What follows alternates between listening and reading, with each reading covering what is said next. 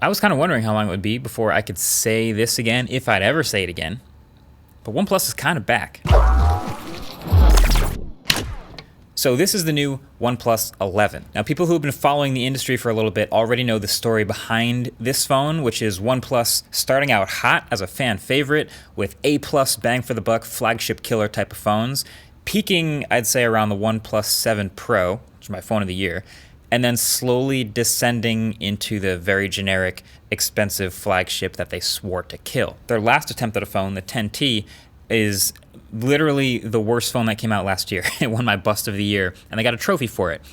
And apparently they've used this as motivation. They keep saying, oh, now they want to redeem themselves. Now they're going to turn it around and, great. Like, I think we all know the next phone was already in the works by the time they got that trophy, but if you want to give me some credit, I'll take some credit. Sure. But the point is, they're sort of reflecting shades of old OnePlus, which is a really good thing, because this phone is really good. So this is a flagship smartphone right now for $699. In a world where the Galaxy S23 just came out, it's $799. That's a sort of a de facto default for a lot of people. My semi-hot take is this could be a better phone for a lot of people. Now, it's not perfect, and they still do some classic corner-cutting things to pull this off, and there are still some software behaviors that I really do not like, but here are the basics. So if you want just a classic spec sheet bang for the buck summary, this phone has a Snapdragon 8 Gen 2 with 8 gigs of RAM, a 6.7-inch 1440p 120Hz OLED display, triple cameras, and a 5,000 milliamp hour battery with 80-watt charging for $699. That's pretty damn good. So I think because the phone has like the nice screen, the big battery, and the newest chip, it begs comparisons to like the $900,000 other flagship phones. But like I said, it does cut some corners. The big one being no wireless charging, huge. And then the other, it's IP64 rated instead of IP67, so it'll survive a mist better than a splash. But on the design front, I'd call this a mixed bag. Mixed bag, It definitely is taking a step away from the ultra generic last generation. The Hasselblad branding is back, and we'll talk about the cameras in a minute. But also, the alert slider is back. Literally an iconic OnePlus feature that they somehow thought getting rid of last time was a good idea. This one also has a very slightly textured matte black finish on the back. Not quite sandstone level, but enough to be interesting, so I like it.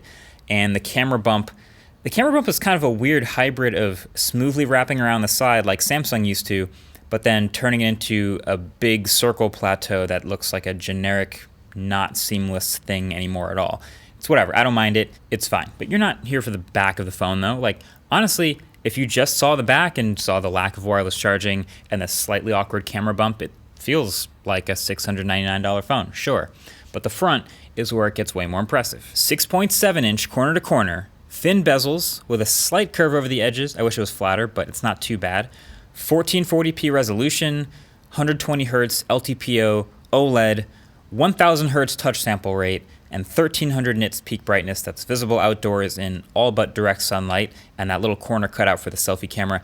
That's nearly as good as you can ask for these days. And actually using the phone, it's very snappy and smooth. It's got the fingerprint reader under the display in just the right spot. It's fast, and OnePlus went a little over the top with like the future proofing of the highest end, fastest internals. It's good details. Like, this phone has not just Wi-Fi 6 or Wi-Fi 6E, but the brand new Wi-Fi 7. Not just UFS 3, but UFS 4.0, the fastest storage. And not just LPDDR5, but LPDDR5X, the fastest memory available. So this is legitimately very snappy, and it's a quick phone, brand new. But then because of those high-end internals, I do expect the headroom to age pretty well. The Snapdragon 8 Gen 2 has proven to be a pretty good chip. Like, the other phones that have had it so far have been really good phones, and this is too. It's a powerful chip, and the GPU is great, but also it's been pretty efficient.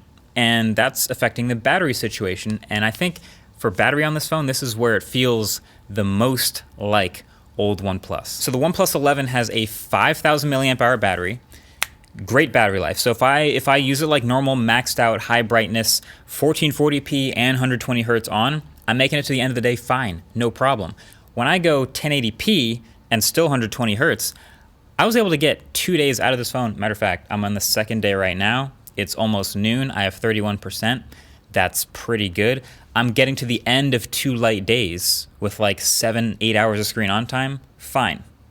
That's really good. And then for charging, In the US, this one has 80-watt charging. I think in China, other versions have 100-watt charging, and there's a difference in electrical standards, but super fast charging. So if I ever found myself thinking, oh, I need a little extra battery, it's kind of low right now, it was rare, but I could plug in for a few minutes and have more than enough. It is that Oppo SuperVOOC charging tech, so it's still the brick with USB-A instead of USB-C. But hey, at least it comes in the box, plus the cable. So I know also having wireless charging would be really convenient, and it's kind of annoying going from a phone that does have wireless charging to one that doesn't. But I think OnePlus is counting on people who have other phones now that don't have wireless charging, moving to this one and finding it's like an awesome battery experience. So that's what they're counting on. But let me talk about the cameras in this phone, because these are also a throwback to old OnePlus, which, if you remember those phones, means not as good as the flagships, but really solid. So it's got that 50 megapixel main camera that bends down to 12.5 megapixels, and it gives me images that are generally pretty sharp and nice if you don't zoom in. I mean, I was pleasantly surprised that in most different types of shooting scenarios, it was at least capable of giving me a solid shot, even in low light.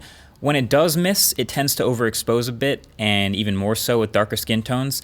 Also, focus is a little suspiciously slow sometimes, so I found myself taking multiple shots of moving objects just to make sure I got a good one. But you know what? If the bar is being set at just a good enough camera that it's not a dead giveaway that it's a cheaper phone, it clears that bar for sure. I couldn't tell you how much that Hasselblad partnership is actually doing for photos here. I mean, color science maybe, it seems like there's pretty balanced colors and nice optical characteristics, but like that's about all I can say about that. I mean, the photos look fine.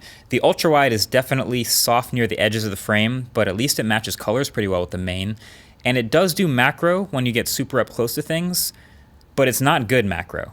I mean, it does the macro, but yeah, not great. The only reason I'm not going to keep dailying this phone, though, aside from other phones that I have to test very soon, is the software. There's just some things that I mean, the software is fine. Lots of people use this software all over the world. I have no problem with it. But there's so many little quirks and things that they just add up and they get annoying. So here, if you're going to be like old OnePlus, let's have some feedback. Let's listen to some user feedback here. So I'm an Android user who spends a lot of time in the notifications. It's a very important part of the phone. A lot of other people spend a lot of time there too. In every other Android phone that I've used, when you have a notification, you can swipe left or swipe right to clear them. But for some reason on this phone, you can only swipe away to the right. If you swipe to the left, no matter how fast your swipe is, it pulls up settings and then you have to swipe again to clear. So this is slightly annoying every single time. And then in every other Android phone, if I have multiple notifications from the same app, then I can swipe down with one or two fingers to view each one. And if I just want to open the app, you click it. Or if you want to open a specific instance of that notification, you can do that when it's expanded. On this phone, for some reason, you can't swipe to expand the group of notifications. You can only click it, which expands it.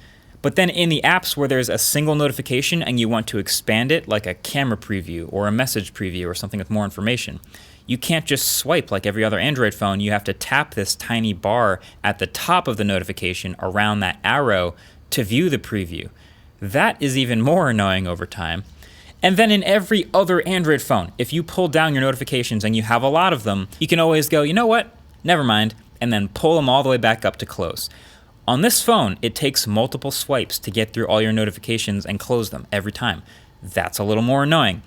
And then if you have music playing in the background, say on Spotify or a podcast or something, you want to get to that app, on every other phone, it's a swipe and a tap away.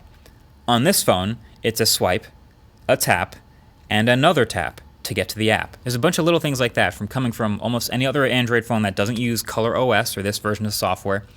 And it would be fine if that's the default behavior, but there's at least a toggle to let me not have that happen every time, but it happens every time. But the good thing is, other than that, there's a lot of nice things like in this software. It's very well thought out and laid out, I think, especially with the haptics and the combination of visual and haptic touches throughout it, like pulling up and down the brightness slider, you get this nice haptic feedback, or going up and down in volume, it's the same thing. It's very well thought out in that way. So I think if OnePlus really wants to sort of redeem themselves and they look back a little bit at what was so successful with Oxygen OS, I know they eventually did this merge thing with Oppo and Color OS, but look at what people loved about Oxygen OS and really think about bringing some of those things back.